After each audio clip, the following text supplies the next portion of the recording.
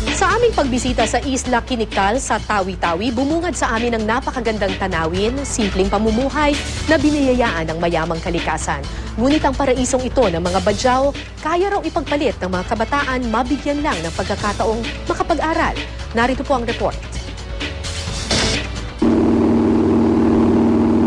Sa probinsya ng Tawi-Tawi sa dulo ng Pilipinas, may isang maliit na isla na animoy paraiso sa ganda. Puting-puti ang buhangin at ang tubig sa linaw, animoy salamin ng langit. Ito ang Isla Kiniktal, ang isla ng mga badyaw. Grabe! May eagle dito! Tapos meron siyang nakuha na isda nandun sa paa niya. Oo, sa tiir. Oh my God! Grabe! Ramdam na ramdam mo talaga dito sa Tawi-Tawi yung nature, yung kalikasan. Isipin mo, ang linaw ng tubig, ang daming isda, may ibon sa kalangitan. Nakakabit sa karagatan ang kultura ng mga badyaw. Payapa at napakasimple ng pamumuhay ng mga badyaw. Masaya na sa biyaya ng kalikasan. Masaya ba tumira dito, Pido? Dito? Oo. Hindi. Mahirap. Masaya kaya? Oo, masaya. Pero mahirap yung pagkuha ng pera. Masaya, pero walang pera. Opo. Bakit masaya dito tumira? Kasi masaya dito, masaya. Anong mga salawod. Malapit lang. Tahimik pa. Walang mga abusaya. Walang abusayap. Tapos ano pa? Wala pang yung mga nakaw, yung mga ragadik. Pero ang paraisong ito, handang ipagpalit ng mga batang badyaw sa magulong syudad.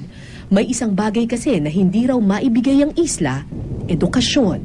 Hanggang grade 4 lang ang klase sa Isla Kiniktal. 2 lang ang classroom, magkasama sa isang silid ang grade 1 at grade 2. Nasa kabila naman ang grade 3 at grade 4. Kulang na sa classroom, kulang din sa guro. Isa lang ang regular teacher dito.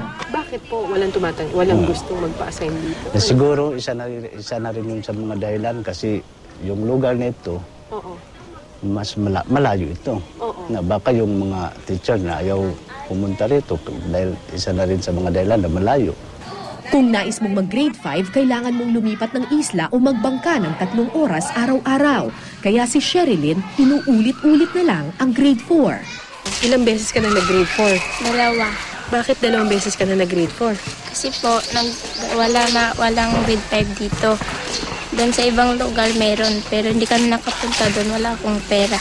Next year, matatapos ka na ng grade 4? Oo. Ulit? Pangalawang grade 4 mo na yon, di ba? Oo. Paano kapag wala ka pa rin pera pang grade 5? Narito na. Mag-grade 4 ka ulit? Oo. Sa kabila nito, umaasa pa rin si Sherilyn na darating din ang biyaya ng edukasyon sa kanilang maliit na paraiso. Oo, badyaw ako, nainis na ako. Sabi nila, ang badyaw daw, walang aralan. Kahit isa, bobo daw. Pangarap ko, gusto kong mag-aral para may pakita nilang mga, Ang mga badyaw? Ang mga badyaw, mayroon tumatayo kahit isa. Na nakapag-aral? Oo, nakapag-aral.